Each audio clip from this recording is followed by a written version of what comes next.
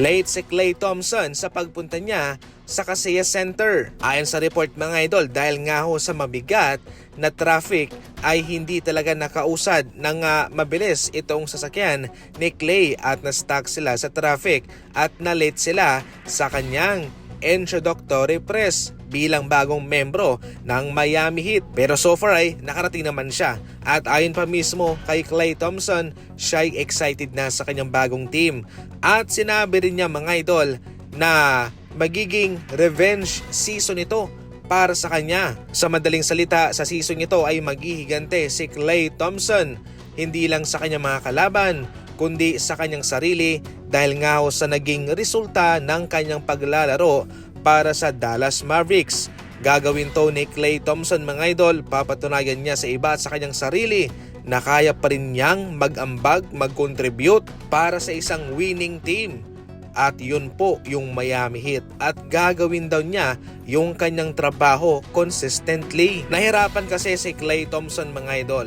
Yung sa Dallas Mavericks pinangakuan siya ng starting lineup position at tinupad po ng Dallas Mavericks yung kanilang pangako sa kanya. Pero sa paglipas ay paunti-unting bumaba yung kanyang average at ito ho'y tumungtong na lamang sa career low 11.7 points and 1.4 assists per game. Career low po yan. Ibig sabihin nun, yan po ang pinakamababang stats ni Klay Thompson sa kanyang career.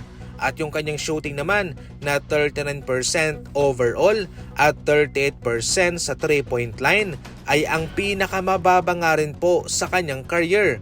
So sa madaling salita, bumagsak ang kanyang kontribusyon, yung kanyang average sa Dallas Mavericks. Kaya yun po ang naging susi sa kanila na siya'y tanggalin sa starting lineup. Ngayon sa Miami Heat, another chance ulit ito dahil napapaligiran siya ng maraming star player kaya magkakaroon siya ng maraming open shot. Sa ngayon, hindi yung ibang tao yung kalaban ni Klay Thompson kundi yung kanyang sarili. Alam mismo niya na dahil sa kanyang edad ay paunti-unting bumababa yung kanyang performance kaya kalaban niya ang kanyang sarili dito. Sa ating huling balita naman, patuloy pong bibigyan ng sahod ng Sacramento Kings si DeMar DeRozan sa loob pa ng 3 NBA season. Ngayon si DeRozan ay nasa Denver Nuggets pa pero patuloy po siyang makakatanggap ng sahod o sweldo galing sa Kings dahil yung kanyang $10 million na guaranteed salary ay may stretch sa loob ng 3 season at matatapos po ito sa 2028-2029 NBA season at siya ay makakatanggap ng nasa $3.33 million per season. Yung pangkahalatang sasahurin niya sana ay nasa 25.74 million.